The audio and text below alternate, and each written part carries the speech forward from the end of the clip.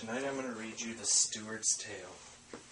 The young man from Baghdad and Lady Zubeday's maid. O King of the Age, last night I was invited to hear a recitation of the Quran, where the doctors of the law, as well as a great many citizens of our city, were assembled. After the reciters finished their recitation, the table was spread, and among the dishes set before us there was a ragout spiced with cumin. But when one of the guests saw the ragout, he held back and abstained from eating. She was gone for more than a month, and the merchants began to press me for their money, and finally, despairing of ever seeing her again, I put up my property for sale. But one day, while I sat dejected and perplexed, she came in and said, sitting in the shop, "Fetch the scales and take your money." Then she gave me the money and sat, conversing freely with me, until I was beside myself with joy. Then she asked me, "Do you have a wife?" I replied, "No, I have never been married," and began to weep. She asked, "Why do you weep?" I replied, "It is nothing." Then giving the eunuch some money, I asked him to act as my go-between with her. But he laughed and said, "By God, she is more in love with you than you are with her. She had no need for the fabric she bought from you, but she only did it out of love for you. Tell yourself what you want." She had seen me giving the eunuch the money, so I said to her, "Be charitable and permit your servant to tell you what is on his mind." Then I told her what was on my mind, and she assented and said to the eunuch, "You should carry my message to him, and saying to me, 'Do whatever he asks you,' went away. I paid the merchants that I owed them and spent a sleepless night. A few days later, the eunuch came to me. But morning overtook Shahrazad, and she lapsed into silence. Then her sister Dinarzad said, "Sister, what a strange and entertaining story." Shahrazad replied, "What is this compared with what I shall tell you tomorrow night if the king spares me and lets me live?"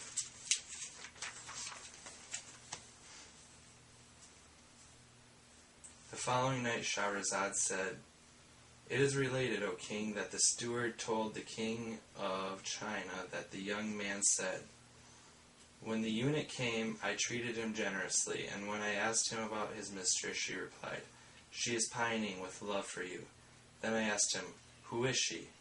And he said, "She is one of the waiting women who is charged with errands for the Lady Zubaydah, the wife of the Caliph, who brought her up. By God, she told her lady about you and begged her to marry her to you. But the Lady Zubaydah said, "I will not marry you to him until I see whether he is handsome and whether he is a match for you.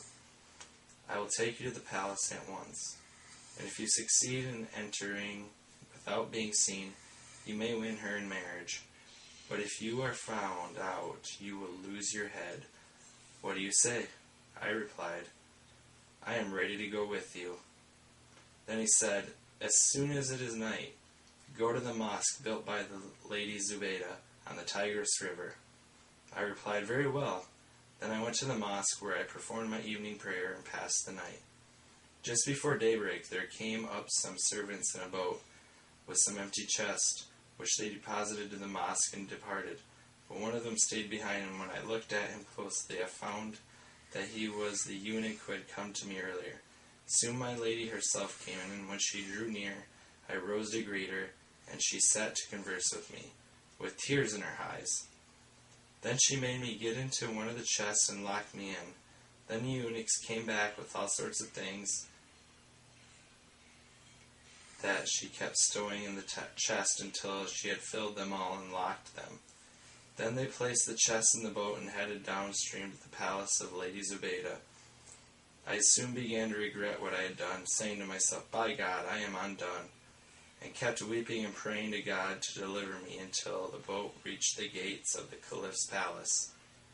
Then the eunuchs lifted out the chest, including mine, and carried them past the eunuchs in charge of guarding the harem until they came to the eunuch who seemed to be their chief. He started up from sleep. But morning overtook Shahrazad, and she lapsed into silence. Then her sister Dinarzad said, "Sister, what an entertaining story."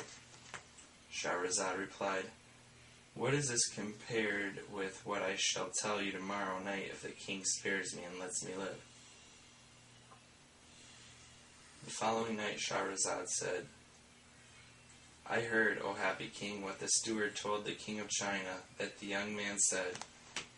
The chief of the eunuchs started up from sleep and cried out to the young lady, "Don't delay. You must open those chests.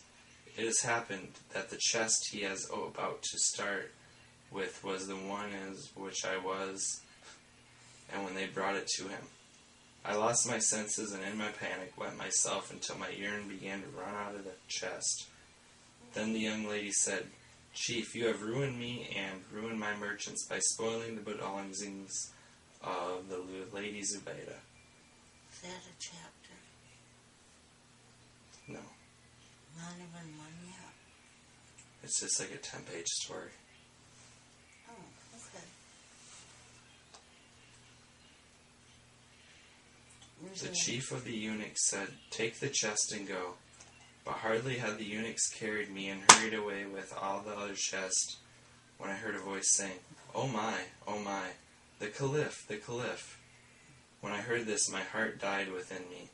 Then I heard the Caliph ask the young lady, "Hey you, what is in these chests of yours?" She replied, "Clothes for the Lady Zubaydah." He said, "Open them and let me see."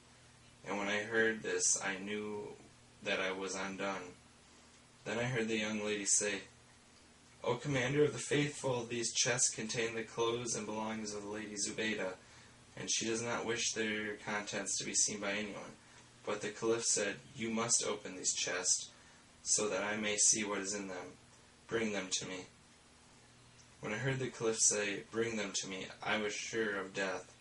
Then the eunuchs brought the chest up, opening them one after another, and he kept looking at the clothes and belongings until there remained only one chest in which I was hiding.